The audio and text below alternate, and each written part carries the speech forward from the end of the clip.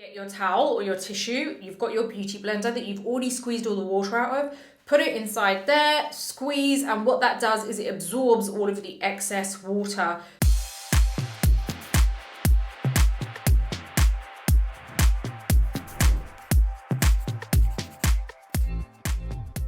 Hey guys, how's it going? Welcome back to my YouTube channel, and if you're new, then welcome to my channel, which is all about beauty. It's very transparent and honest on this channel.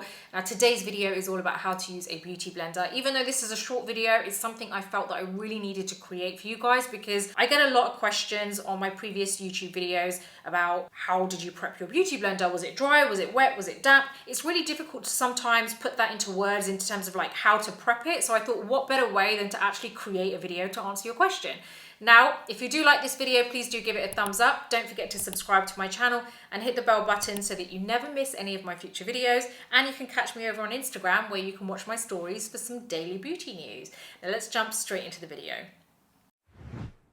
As you can see, I already have my concealer on and I have contoured my face with a darker shade concealer, and I've yet to put my foundation on. If you're a bit confused as to why I've put my concealer on first, then you might want to check out a recent video of mine which explains all of it and tells you exactly why I put my concealer on first and my foundation on afterwards. But heading into what's really important in this video is the beauty blender and how to use it. Now my first question is, what is a beauty blender? I've seen a lot of videos out there where people are using makeup sponges and then they refer to it as a beauty blender. So for example, they'll be like, okay, I'm just gonna grab my beauty blender now, or I'm just gonna like soak my beauty blender, or I'm using a dry beauty blender, and it's not actually a beauty blender. To me, this is a beauty blender. A beauty blender is the actual brand of beauty blender. And unfortunately, I think so many people have got used to just calling any makeup sponge a beauty blender. Now you could say, well, does it really matter? It's still a makeup sponge. Who cares? Just call it a beauty blender. Yes, you're right. But at the same time, I have used so many different makeup sponges, and ultimately the best one that I have used is the beauty blender, like the actual brand beauty blender. I don't know how many kind of different types of sponges you've used, but they all look the same at the end of the day, especially when they're shaped like this, like the teardrop shape. Some of them can be a little different. Like there are some which are quite stiff and like almost like very hard, and it doesn't like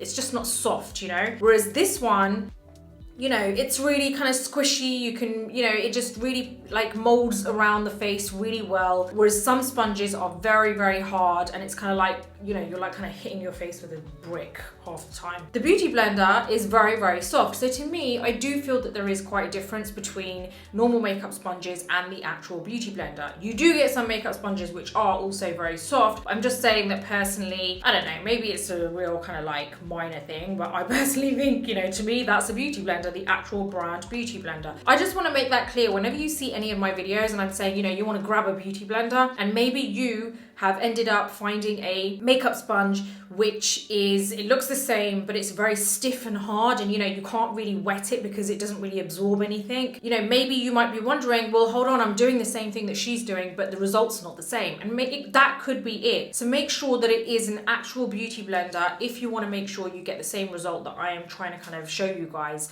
that you could get in a video. Next up is, how do you use a beauty blender? Now, when I'm going through my YouTube comments, one of the most common questions that I see on numerous different videos is, was your beauty blender wet? Was your makeup sponge dry? Was it damp? And it's really difficult to explain over a comment exactly how your beauty blender should be, because I want to show you that demonstration today, which is exactly why I've done this video. Because although, you know, I've shown this technique in different videos, it's always been in a video which is about eye makeup, or a video about, I don't know, concealer application. So I really wanted to get this video just purely dedicated on the beauty blender and how to use your beauty blender, so that at least there's a video out there for you guys to refer back to, just to kind of like know how to use your beauty blender. So let's get started. Right, so I have a bowl here. Usually I would just go to the sink and honestly put it under a running tap. I have a bowl here and it is full of water. I think it's kind of a little bit too full.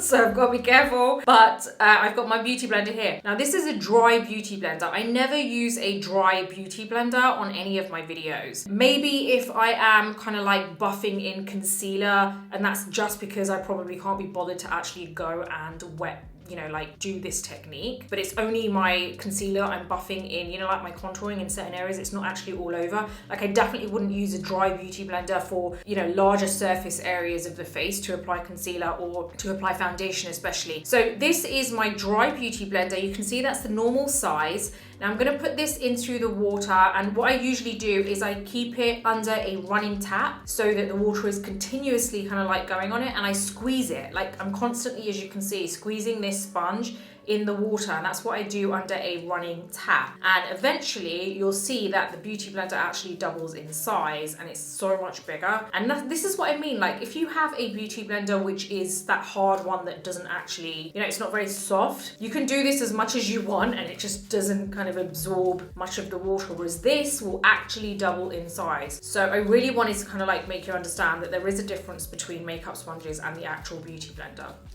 Now, as you can see, this is so much bigger. Let me just kind of squeeze out all this water. Now, you squeeze out all this water.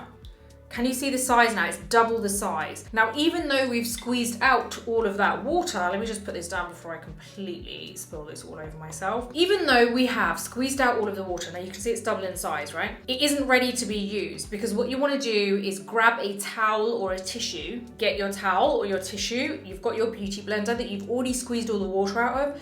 Put it inside there, squeeze, and what that does is it absorbs all of the excess water that is left in the beauty or around the beauty blender. Now your beauty blender is ready to use. So that is exactly how you should prep your beauty blender beforehand. So that's what you should do to get your beauty blender ready. And this is why I find it difficult to answer some questions on YouTube when you guys are like, is your beauty blender wet? Is it damp? I'm gonna be honest, like I don't know what you would assume it to be as damp. Like you might go away and wet it and kind of squeeze it out a little bit and then think, oh my God, it's still pretty wet. Like, you know, she said wet, you know, it's ruining my makeup. Like there's water on my face. So that's why it's really difficult for me to explain, but I'm gonna just start referring everyone to this video from now on so that you can actually watch it and get that beauty blender exactly how you should use it beforehand. Okay, so I'm ready to actually use this to apply my foundation. As I said, my concealer and my contour is already on. So I'm gonna get my foundation ready on the back of my hand so that then I can show you how you can actually use it now that it's prepped